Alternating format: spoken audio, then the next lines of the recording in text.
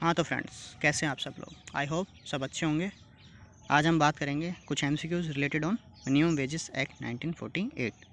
तो first question है, statutory minimum wages is fixed under. तो ये किसके अंडर फिक्स हुआ है? पेमेंट ऑफ वेजेस एक्ट के 1936, equal remuneration act 1976, workman compensation act 1923 या फिर मिनिमम वेजेस एक्ट 1948। तो इसका करेक्ट आंसर है minimum wages act 1948, option D. Next question है अपना, the minimum wages act came into the force on. किस दिन आया? 15 मार्च 1948, 20 मार्च 1948, 5 मार्च 1948 या 30 मार्च 1948। करेक्ट आंसर है 15 मार्च 1948, ऑप्शन ए आंसर है इसका। The minimum wages act 1948 extend to. जैसा कि सभी उसमें अपने लॉ में लिखा होता है कि कुछ एक्ट्स जम्मू एंड कश्मीर पर लगते हैं, कुछ नहीं लगते हैं। तो ऐसे ही इस एक्ट में है कि ये कहाँ तक लागू होता है। Whole of India excluding state of Jammu and Kashmir, whole of India excluding state of Bihar, या whole of India excluding state of Goa, या फिर whole India including Jammu Kashmir and other states. तो इसका करेक्ट आंसर है whole of India including all Jammu and Kashmir भी। Next question है, the minimum wages act 1948 has. क्या करता है, मतलब उसमें कितने शेड्यूल्स हैं? One schedule covering different types of industries, one schedule covering different type of industries, shops and establishments, one schedule covering shops and establishment, two schedule covering industry, establishment और agriculture. तो इसका करेक्ट आंसर है option number D. इसमें दो schedule हैं, एक है industries के लिए और एक है एग्रीकल्चर के लिए। नेक्स्ट क्वेश्चन है, what are the method mention in section 5 of minimum wages act 1948 for fixation and revision of minimum wages. कि अगर हमें मिनिमम वेजेस को फिक्स करना है या उसको रिवाइज भी करना है, तो जो सेक्शन 5 है वो बताता है कि उसमें किस किस मेथड से हम उसको एप्लीकेबल या फिक्स या रिवाइज कर सकते हैं। तो फर्स्ट ऑप्शन है कमिटी मेथड से, सेकंड है नोटिफिकेशन मेथड से, थर्ड है वोटिंग मेथड से, और option D committee, option A और बी बोथ।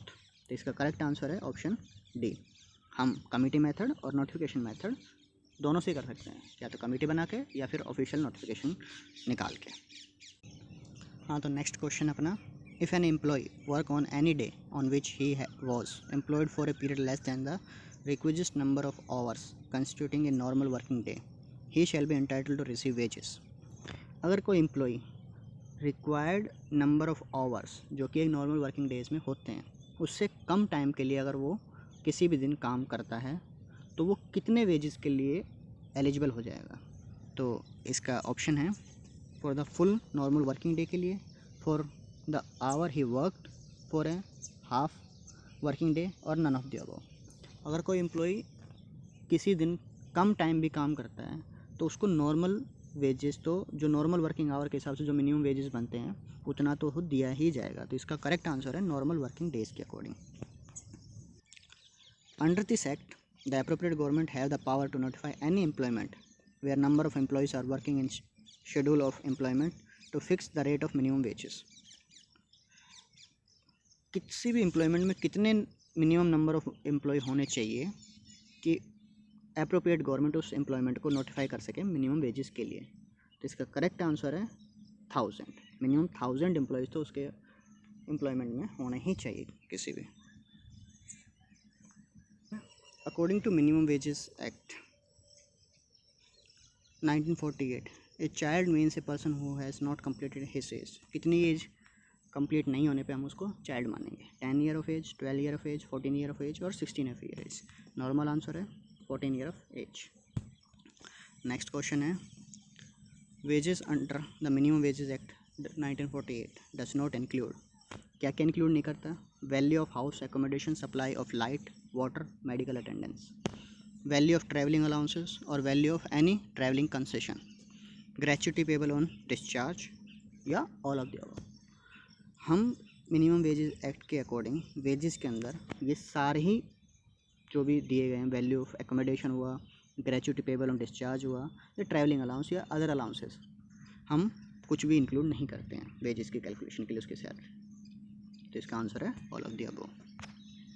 नेक्स्ट क्वेश्चन है, definition of employ under the minimum wages act 1948 includes. क्या क्या इंक्लूड होता है? स्किल्ड लेबर, क्लरिकल लेबर के लिए, skilled unskilled both labour, manual labour के लिए only, skilled unskilled both labour for both manual and clerical labour दोनों के लिए, या फिर unskilled labour for only manual work के लिए।